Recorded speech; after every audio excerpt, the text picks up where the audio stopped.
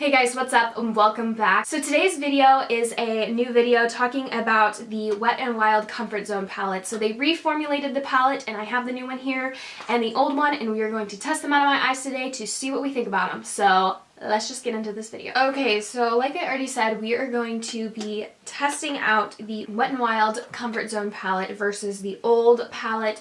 Now here are the two side by side. I will be inserting side by side swatches of the two eyeshadow palettes just so you can see the difference.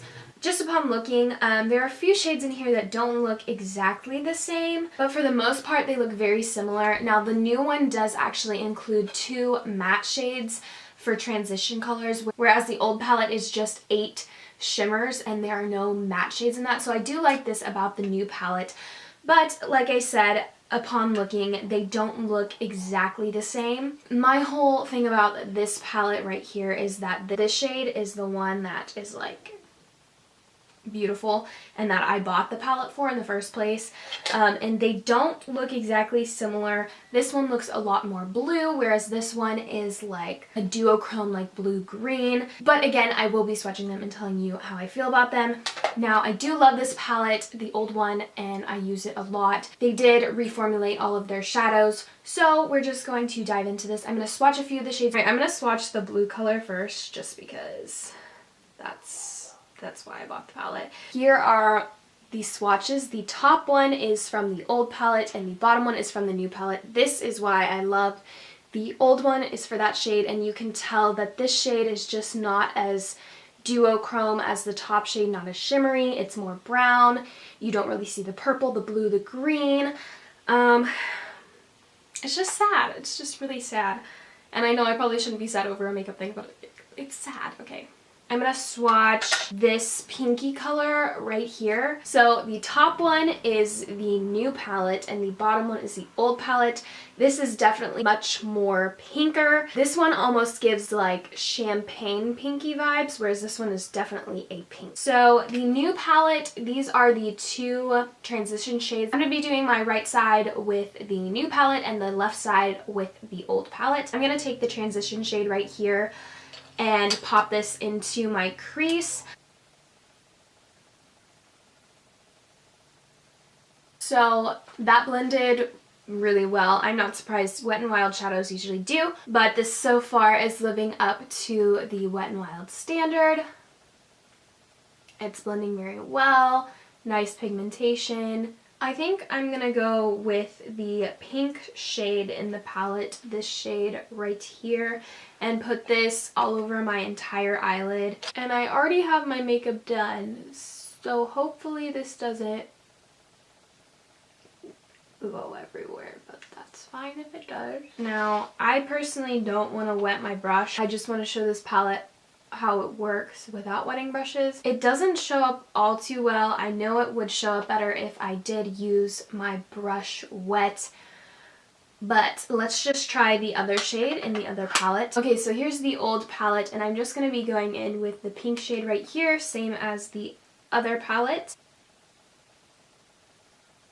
I don't know if you can tell, but this eye is definitely lighter. It shows up just a little bit more than this side. Now I'm going to take this color in the new palette, this color right here, and I'm going to put this on my lids as well, focusing it more towards the outer lid. Like, it's kind of inner, but like more towards the outer. That's where I'm putting it.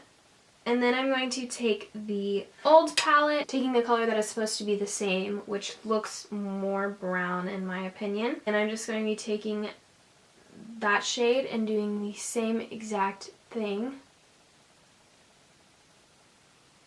In my opinion, I feel like this one shows up more than the old one. I do think they are different colors though.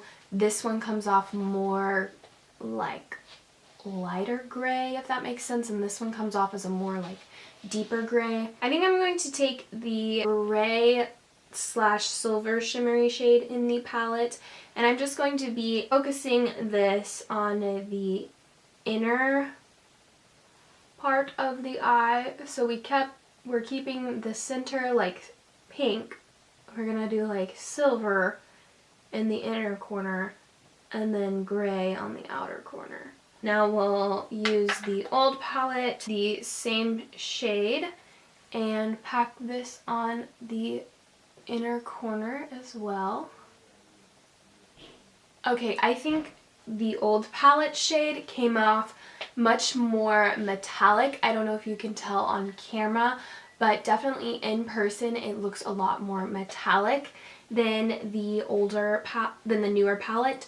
So there's that. Both of these palettes do have some fallout. Now personally I would do my eyes before I do the rest of my face, but it just happened that I did my face and then I'm doing my eyes. So yeah, just keep in mind if you do purchase one of these palettes, they do have fallout, but it doesn't bother me. Now I'm going to take the white shade in the palette and use this as a brow bone highlight. I love the brow bone highlight in the older palettes, so let's see if this lives up to it.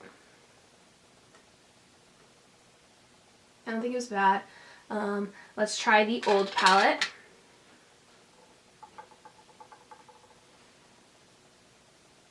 So I don't know if you can tell, but I feel like the brow bone highlight on this side is more intense than it is on this side. That could just be me. But let's put it in our inner corners. Why don't we? So I'm going to put the old one first on my inner corner. Okay, and now we'll take the new one and put it on our inner corners. Again, I just feel like the old one is more metallic and the new one is kind of more just like a subtle white brightening shimmer, whereas I think this one is like more metallic and more like in your face. I think I'm going to deepen it up now a bit more. I'm going to use this shade, the other transition shade from the new palette, and I'm just going to take this on a small brush and put this in the outer corner. Just dab it on there to deepen up the look just a little bit. And then I'm just going to add it to the other side as well, since there is not a transition shade in the old palette. And since the old palette doesn't have any matte shades, I'm just going to use these two shades again underneath my lash line.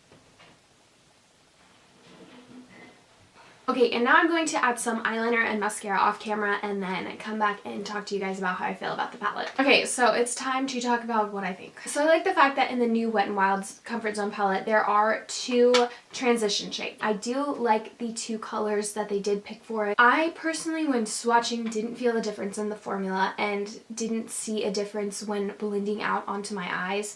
I think it was pretty similar to the original Comfort Zone palette. The shades in this palette are not exact to the shades in the old palette. Now, what I love about the old palette is that the shades are so metallic, and I still think I see that even on my eyes. I'm not sure if it comes off on camera that way, but the shades in the old Comfort Zone palette are so metallic on the eyes. You don't need to wet your brush with these because I think they come off so beautifully and so metallic already that there's no need to. But if you do, they come off even crazier than before, which is awesome. I love this palette so much, and I am sad that they decided to reformulate it and redo it because the pan sizes in this one are just definitely smaller than these ones, significantly smaller. The pan sizes in this are so much bigger. I feel like it's more metallic. I feel like I love this one still more than the new one, and it's probably because I'm a little biased because I had this one before, but I love this palette and I love the other ones that they came out with, and I was sad to see that they reformulated them. But that doesn't mean that I'm not going to use this palette. I do think it's still worth your money. I mean, you can still create a lot of looks with this palette, and now that they have transition shades, you don't have to dip into a completely different palette to make a look out of this. But I am still sad. That's just me. I don't think it was horrible. I think it blended the same. I think it performed the same, except for the fact that I feel like it's not as metallic as the original palette, and the fact that the shades aren't the exact same. If you have the old palette and you run out of it, I don't think it would be bad to purchase it. Just know that before you do purchase it, they're not the exact same shades, and the pan sizes are definitely smaller, but you can create an entire look from this. Alright, so guys, that completes everything I have for you guys today. I hope you guys enjoyed this video. Please leave me any comments down below if you have the old palette and if you got the new palette and what you think about it. Also, they did come out with a new one that I haven't got my hands on yet that looks exactly like, it looks just like the Anastasia Modern Renaissance palette. So if you'd like to see a review on those two palettes side by side, and if they're dupes, please let me know down below. Thank you again so much for watching, and I will see you guys in my next video. Bye!